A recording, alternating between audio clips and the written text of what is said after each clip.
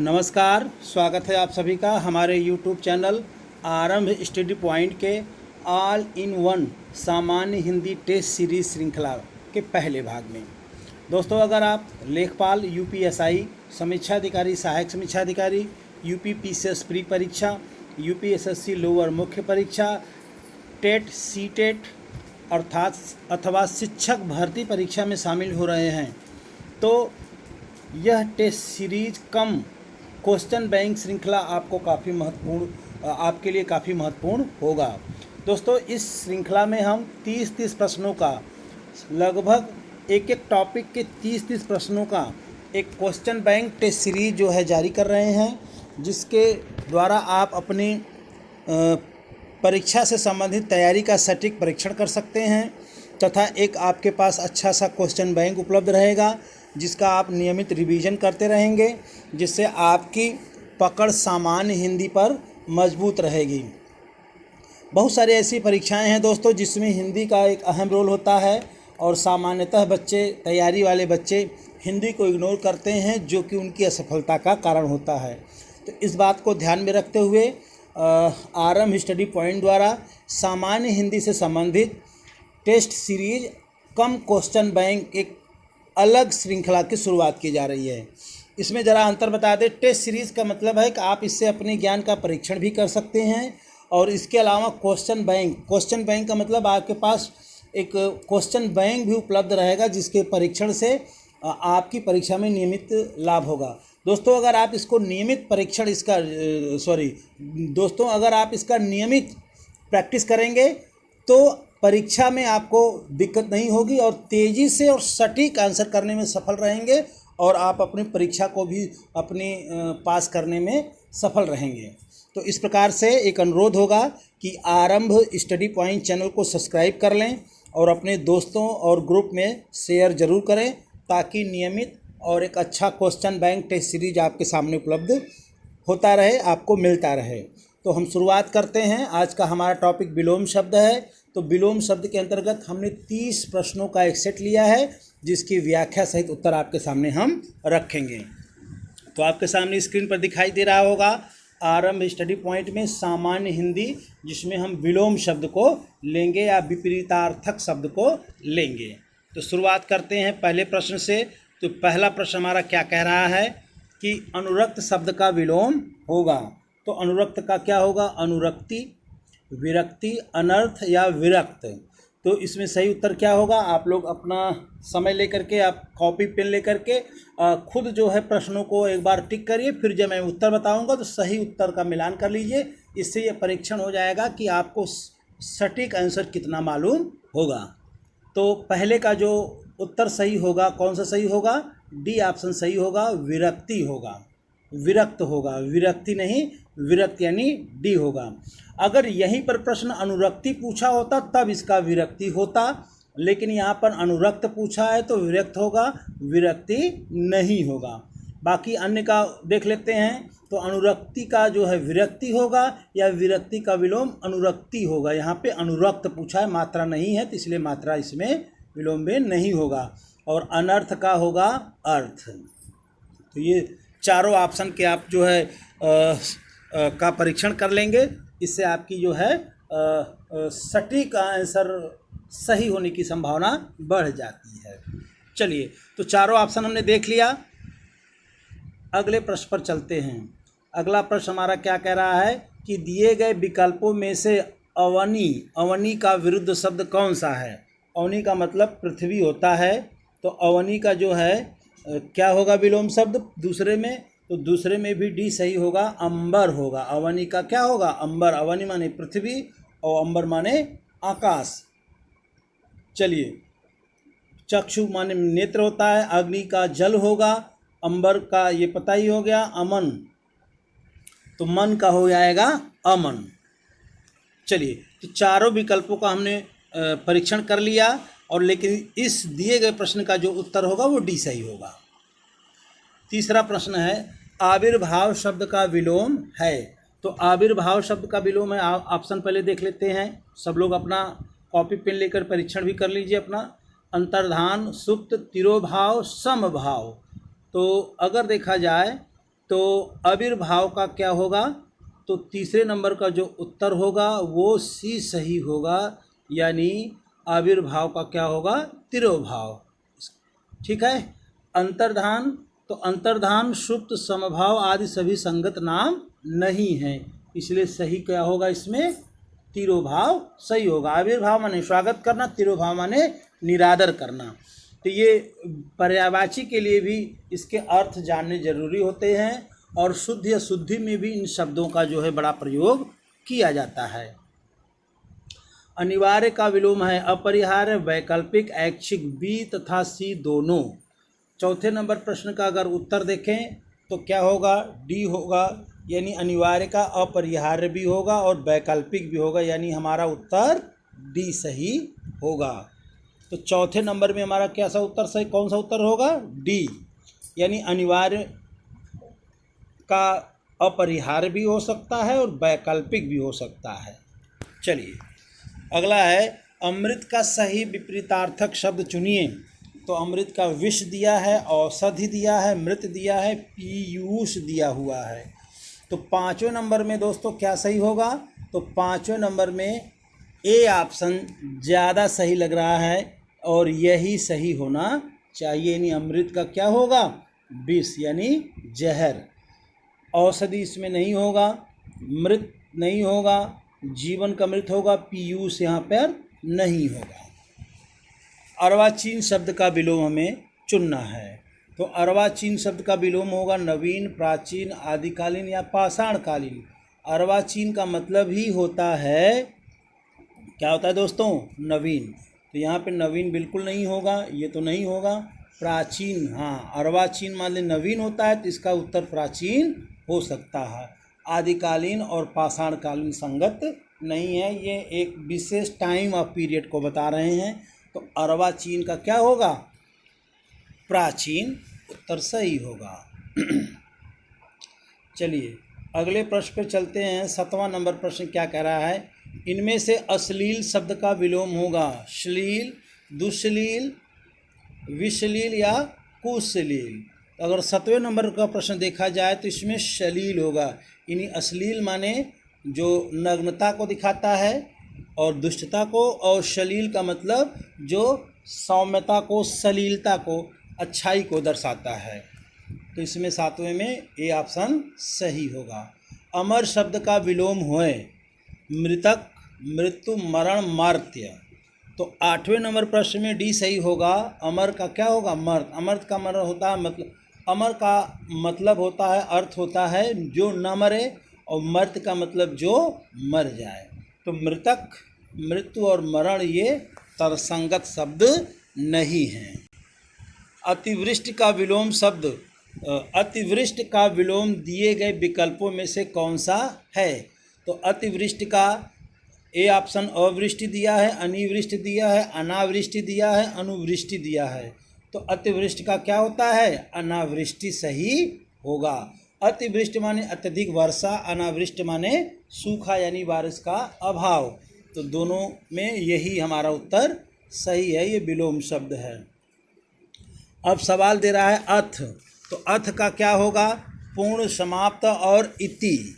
तो अगर हम देखा जाए दोस्तों तो अथ का मतलब क्या होता है, 10वें नंबर अगर प्रश्न में देखें तो अथ माने शुरुआत, इति शुरुआत और इति माने समाप्ति, यानी 10वें में हमारा कौन सा उत्तर सही होगा, तो 10वें में हमारा सी ऑप्शन सही होगा।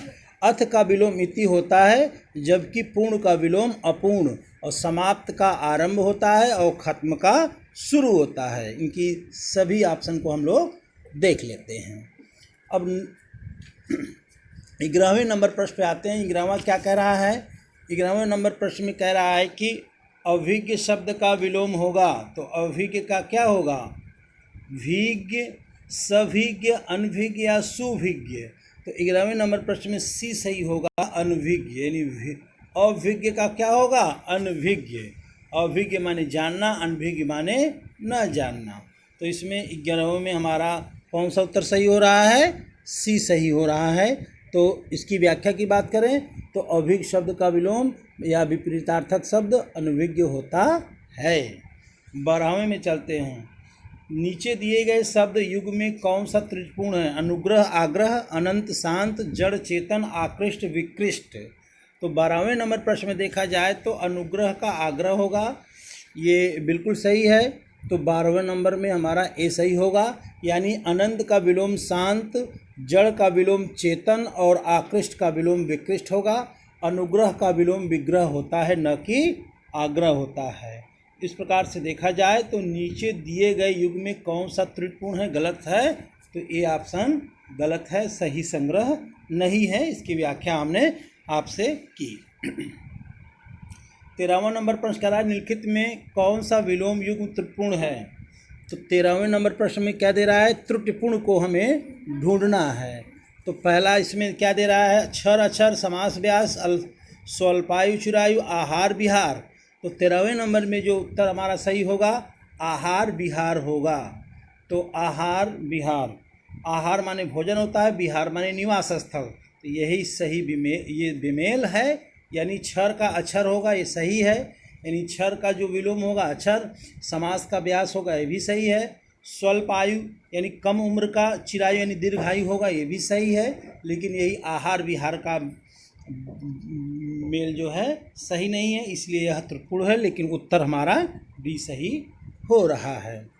अगर हम 14वें नंबर प्रश्न पे चलते हैं तो क्या कह रहा है? निम्नलिखित में कौन सा विलोम युग्म त्रिपुण है? दोस्तों एक बात कहते हैं कि एक जानकारी आपको दे सकते हैं कि आज के परीक्षाओं में विलोम शब्द सीधे नहीं पूछता है, युग बना करके, मेल बीमेल बना करके, इस तरह से कठिन जो है परीक्षाओं का प्रश्नों का एक संग्रह आपके सामने लाता है। तो इसलिए हमने कुछ इस तरह से जो समीक्षा अधिकारी और यूपीएसआई के लिए जो कठिन प्रश्न आ रहे हैं उस पर हमने ध्यान दिया है। तो 14वें नंबर प्रश्न में ए ऑप्शन आमिष सामिष, बी आधार आधेय और सी बिनत उद्धत और डी विपत्ति और संपत्ति, ये ऑप्शन दे रहा है। तो 14वें नंबर प्रश्न में देखा जाए तो पहला ही ऑप्शन त्रुटिपूर्ण है। आमिष का जो है सामिष होगा, यानी आमिष का निरामिष होना चाहिए, यानी 14वां में ये उत्तर हमारा सही है। चलिए, तो 14वें की अगर हम व्याख्या कर लें तो सुन लें। आधार का आधेय, विनत का उद्धत और विपत्ति का संपत्ति और सही विलोम शब्द हैं, जबकि आमिष का सामिष न होकर निरामिष विलोम होता है। तो इसको मैंने बताया आमिष का यहाँ पे क्या होगा, तो यहाँ पे निरामिष होगा और यही सही हमारा होगा, निरामिष। लेकिन यहाँ पे चूँकि त्रुटिपूर्ण पूछा है प्रश्न के हिसाब से, तो ये हमारा सही हो रहा है। अमित शब्द का विलोम है सुमित, कुमित, परमित, दुर्मिल। देखिए दोस्तों, यहाँ पर कुछ शब्दों की त्रुटियां भी मिलती हैं, तो उसको भी हम ध्यान देते चलेंगे ताकि जो ऐसे प्रश्न आते हैं जो शुद्धि अशुद्धि से वो हमारे सही हो जाए। तो अगर देखा जाए तो 15वें नंबर प्रश्न में हमारा सी ऑप्शन सही हो रहा है, यानी हमारा अमित शब्द का विलोम क्या होगा? परिमिति होगा। तो ये सारे शब्द शब्दावली शुद्ध शब्दावली के हिसाब से भी, वर्तनी शुद्धि के हिसाब से भी ये महत्वपूर्ण है, इसीलिए इनका परीक्षण या प्रैक्टिस करना जरूरी होता है। व्याख्या देख लें तो अमित का विलोम परिमित होता है। कुमित, दुर्मित एवं सुमित का इस शब्द से कोई मतलब नहीं होता है। अगर हम 16वें प्रश्न पे चलते हैं तो आहूत का विलोम होगा, तो ये ज़्यादातर लोगों को पता है। आहूत का क्या होगा? अनाहूत। तो ये डी ऑप्शन हमारा सही होगा। हूत नहीं होगा, अनाहूत नहीं, अनहूत नहीं होगा, अपहूत नहीं होगा, आपहूत। यानी इसमें कुछ शब्दावली की भी त्रुटियां दी गई हैं, इससे आप जो है अपनी पकड़ बना सकते हैं। इसकी व्याख्या देखें। आहूत का विलोम अनाहूत है, शेष अन्य विकल्प तर्कसंगत नहीं है। चलिए, अधिकृत शब्द का विलोम है, तो अधिकृत का क्या होगा? अनाधिकृत, अनधिकृत, अनाधिकारिक, प्राधिकृत। तो 17वें नंबर में देखा जाए तो अधिकृत का क्या होगा? अनधिकृत, यानी बी ऑप्शन हमारा सही होगा। व्याख्या की बात करें तो तो अधिकृत का विलोम अनधिकृत होता है, जबकि प्राधिकृत अनधिकृत और अनधिकारिक का अधिकृत से कोई संबंध नहीं है। यानी ये शब्द अपने आप में अलग हैं, गलत हैं। 18वें नंबर में आते हैं, अलभ्य का विलोम होगा तो सुगम, सहज, सरल, सुलभ। तो 18वें नंबर में हमारा डी है, सुलभ सही होगा। यानी अलभ्य का विलोम क्या होगा? सुलभ। अलभ्य का होगा सुलभ्य, यानी हमारा डी ऑप्शन सही होगा। इसमें सुगम, सहज और सरल नहीं होगा। सुगम, सहज, सरल ये अपने आप में पर्यायवाची शब्द हैं सरलता के। अवर का विलोम शब्द होगा। अवर माने उच्च होता है और प्रवर माने निम्न होता है। तो अगर 19वें नंबर प्रश्न की हम बात करें तो अवर का विलोम क्या होगा? प्रवर। अवर माने उच्च, प्रवर माने नीचे।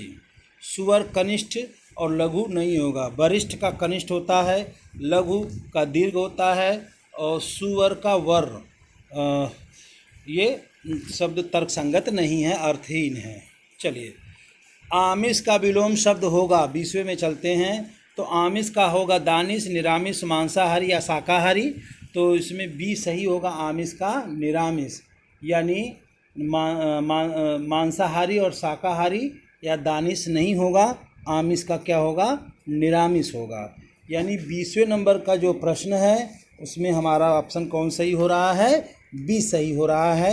यही हमारा सही प्रश्न का उत्तर होगा।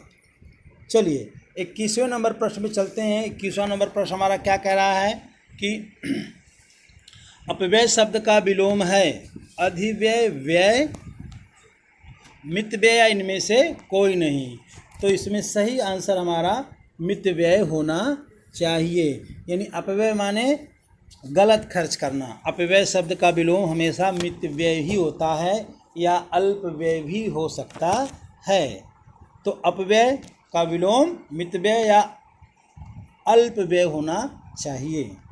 चलिए, आसक्त का विलोम है तो आसक्त का होगा विरक्त, अनुरक्त, संसक्ति या विभक्त। तो अगर देखा जाए दोस्तों तो आसक्त का विलोम क्या होगा? आसक्त का विलोम विरक्त होगा। यानी ए ऑप्शन हमारा सही है। यानी आसक्त का विलोम क्या होगा? विरक्त होगा। दोस्तों, अगर इसी प्रकार से आप नियमित परीक्षण करते रहेंगे तो प्रश्न आपके जो है जरूरी नहीं है कि विलोम ही शब्द, पर्यायवाची शब्द और शुद्ध शुद्धि में भी ये शब्द आपको काफ़ी मदद करेंगे। तो 23वें नंबर प्रश्न पे चलते हैं दोस्तों। 23वां क्या कह रहा है कि निम्नलिखित विकल्पों में दो शब्दों का जोड़ा प्रथम द्वितीय दिया जा रहा है, वह जोड़ा ज्ञात करें जिसमें द्वितीय शब्द का अर्थ प्रथम शब्द के विपरीत हो। तो अधम, उत्तम, सत्व, सार, स्वत्व, अधिकार, छोटा और शोभा। तो 23वें नंबर का प्रश्न देखिए दोस्तों, काफ़ी जटिल दिया हुआ है। अगर इसको आप सावधानी से देखेंगे तभी आपका ये सही होगा। तो 23वें नंबर प्रश्न में देख लें, पहले उत्तर देख लें दोस्तों। तो इसमें क्या सही होगा? तो अधम उत्तम जो है हमारा सही आंसर होगा। यानी ए ऑप्शन हमारा सही होगा। यहाँ जोड़ा मिलान करने के लिए आया है। व्याख्या की बात करें तो इस विकल्प में अधम उत्तम शब्दों का जोड़ा एक दूसरे के विपरीतार्थक हैं, जबकि अन्य सभी विकल्पों में शब्दों के जोड़े एक दूसरे के समानार्थी हैं, यानी पर्यायवाची हैं। यानी सत्व का अर्थ सार भी होगा, स्वत्व का अधिकार भी होगा, छठा का शोभा भी होगा। चलिए, यानी ए ऑप्शन हमारा सही हो गया, अधम का उत्तम, यही हमारा जोड़ा सही है। 24वें नंबर प्रश्न में की बात करते हैं कि निम्नलिखित प्रश्न में दिए गए प्रत्येक वाक्य का रिक्त स्थान की पूर्ति उनके विलोम शब्द से करना है।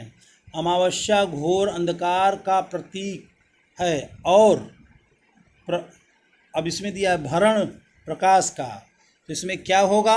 तो 24वें नंबर अगर प्रश्न को देखें तो 24वें नंबर में हमारा सी ऑप्शन होगा। यानी पूर्णिमा भरण प्रकाश का प्रतीक है। यानी अमावस्या अगर अंधकार का प्रतीक है तो पूर्णिमा हमारे पूर्ण प्रकाश का प्रतीक है। 24वें नंबर की व्याख्या देख लें तो अमावस्या का विलोम पूर्णिमा होगा, अतः पूर्ण वाक्य इस प्रकार होगा, अमावस्या पर घोर अंधकार का प्रतीक है और पूर्णिमा भरण प्रकाश का।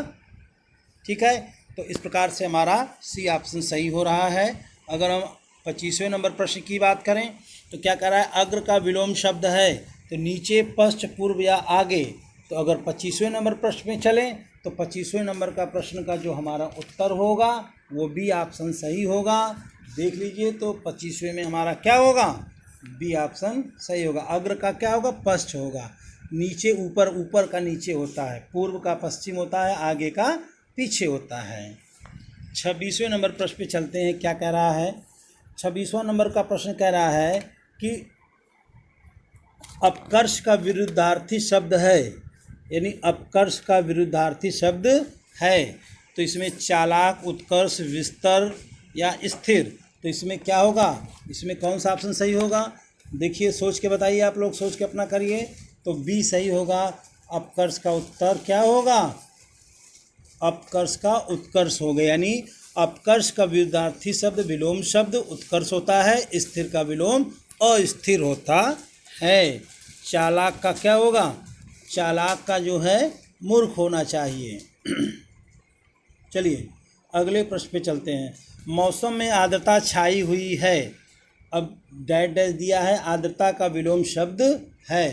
तो आर्द्रता का विलोम शुष्क होगा, सूखा का विलोम गीला होगा। यानी यहाँ पर 27वें नंबर में प्रश्न में अगर देखा जाए तो हमारा कौन सा उत्तर सही हो रहा है, ये सही हो रहा है। यानी आर्द्रता का विलोम शुष्क होता है, सूखा जो है बाढ़ का होता है, गीला जो है सूखा का होता है, और कठोर जो है निर्मल का होता है, यानी मुलायम का होता है। चलिए, मुलायम का। ईप्सित शब्द का विलोम है, तो ईप्सित का हो अनीप्सित, अभीप्सित, अधिसिप्त या कुत्सित। तो ईप्सित शब्द का अगर देखा जाए तो 28वें नंबर में ए ही सही होगा, यानी ईप्सित शब्द का विलोम क्या होगा, अनीप्सित होगा, इसमें अभीप्सित नहीं होगा। तो ईप्सित शब्द का विलोम अनिश्चित है, अभीप्सित, अधिप्सित एवं कुत्सित इससे पृथक शब्द हैं, इसलिए ये उत्तर नहीं होंगे। 29वें नंबर प्रश्न में चलते हैं। उसका उत्तरीय उस पर बहुत जच रहा है, उत्तरीय का विलोम शब्द है, टोपी, साड़ी, कोट, अधोवस्त्र। तो 29वें नंबर प्रश्न को देखिए, देखो दोस्तों, ये लॉजिकल सवाल दिया है, तो उत्तरीय शब्द का विलोम अधोवस्त्र होता है। उत्तरी का होगा, क्या होगा, अधोवस्त्र। चलिए 30वां नंबर और अंतिम प्रश्न है। उद्धत का विलोम होगा, तो साक्षी, विनयित, उत्तम, कोमल। तो अगर 30वें नंबर का प्रश्न देखें तो इसमें क्या होगा, उद्धत माने उद्धत का विलोम विनीत होगा, यानी उद्धत का मतलब हो गया एक तरह से उद्धत का विलोम विनीत है, जबकि उत्तम अधम तथा कोमल कठोर का विलोम शब्द है। तो उद्धत का विलोम हमें क्या मिला यहाँ पर, विनीत यानी विनम्र। चलिए, तो इस प्रकार से दोस्तों हमने जो है 30 प्रश्नों का जो है विलोम शब्द की सभी ऑप्शन की व्याख्या की। अगर आप इनका परीक्षण नियमित रूप से अभ्यास करते रहेंगे तो आपके आने वाले किसी भी परीक्षा में जहां पर हिंदी का रोल हो ज़रूर लाभकारी होगा। इसलिए हमने इस टेस्ट सीरीज़ का नाम ही रखा है all in one test series cum question bank श्रृंखला। इसका मतलब कि सभी परीक्षाओं में समान रूप से लाभदायक होगा जहां पर हिंदी पूछा जाएगा, प्लस ये एक आपको परीक्षण का भी एक माध्यम है, यानी एक टेस्ट सीरीज हो जाएगा। इससे आप अपने ज्ञान का परख और परीक्षण कर सकते हैं, जिससे परीक्षा में सटीक आंसर करने में मदद मिलेगी। और जो तीसरा लाभ होगा वो क्वेश्चन बैंक आपके पास एक मजबूत होगा, जिसके रिवीजन से आप लगभग सभी परीक्षाओं में बेहतर प्रदर्शन करेंगे। तो इस प्रकार से इसका परीक्षण करें। नमस्कार, धन्यवाद।